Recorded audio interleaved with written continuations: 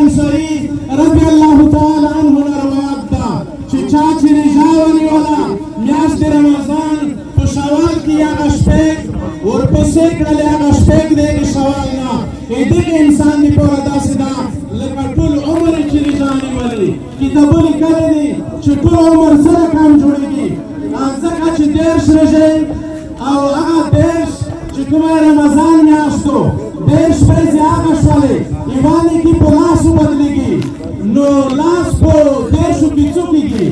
300 کېږي نو 300 ځکه چې ټوله د کول د عمر او د هغې ټول شپې څو دي هغه 380 دي نو هغه کتابونه ذکر کړي دي چې یوانې کې په لاسو بدلېږي دېرش ورځې رژا څه دو هغه موږ تاسې نیولې دو الله دې قبوله کړي یوانې کې په لاسو دو نو لاسو ته چې په دېرشو کې ضرب ورکړي 300 جوړېږي او هغې نه وروسته دغه شپږ رژې د دغې شوال او دا هم په لاسو یوه رژا څه دو بدلېږي په لاسو باندې نو شپږ په لاسو کې څو کېږي او 80 کېږي نو 380 هغه دی او کول څه دی هغه ورځې دي نو ځکه یې دې ته صیام الدهر ویلی شوی دي ځکه یې دې ته ټول عمر څه د هغه رژې ویلی شوی دي نو ایمو محترم ورونو خپله کوشش وکړئ چې دغه شوال کې دغه شپږ رژې څه دي هغه ونیسو دا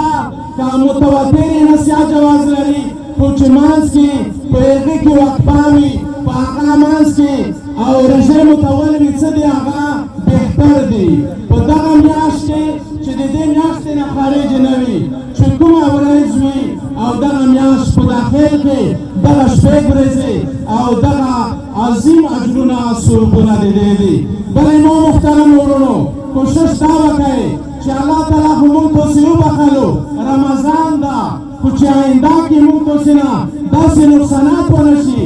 ځکه هغه خبره بار تاسې ته عیدونو اخترونو کې ذکر کېږي چې هغه غټ شیطان څه د هغه فاروق نه کوي چې کله دغه مؤمنانو مسلمانانو ثوابونه وکړي هغه وړه شیطانانو ته روشي چې ته ولې فاروق نه کوې هغه ورته وایي چې زه ولې فاروق وکړم ځکه چې پیغمبر علیه السلام امت مسلمانان دا ټوله د جنت والا جوړ شول زه څه د فاروق وکړم چې څومره خورۍ مو کړی وي هغه ټوله بدیې ته لوړلې نو هغه وړه شیطانانو ته وایي چې خیر نه خفه کېږه ما چې کله دا د اختر لمونځنه وفا شي دا به موږ مختلفو ګناهونو کې مبتلا کړو بیا به د جهنم والا جوړ کړو بیا به ګناهونه موږ په هغې باندې وکړو نو ورونو او کوشش کوئ چې آینده کې موږ تاسې د ګناهونو نه خدای پاک باج کړي او آیات مبارک تاسې حضور کې مو پیش کړو الله تعالی فرمایي توبو الی الله توبة نصوحا توبه وباسئ الله تعالی ته خالصه توبه هغه دا ده چې هغه ګناه باندې آینده کې سړی قادر شي او دا هغه ګناه څه ده هغه طرف کې پرېږدي پیغمبر علیه السلام مبارک فرمایي التائب من الذنب کمن لا ذنب له توبې وباسونکي د ګناه نه داسې دا لکه بلکل یې ګناه نه یې کړې نو ورونو لوی سفر ده اوږد سفر ده دغه دنیا ژوند یې موږ سره امانت ده موږ تاسې الله تعالی آخرت ته پیدا کړی یو د دنیا یې موږ تاسې دپاره پیدا کړی دو دغه امانت ژوند کې خیانت مه کوئ طاعت عبادت وکړئ واخر دعوانا ان الحمدلله رب العالمین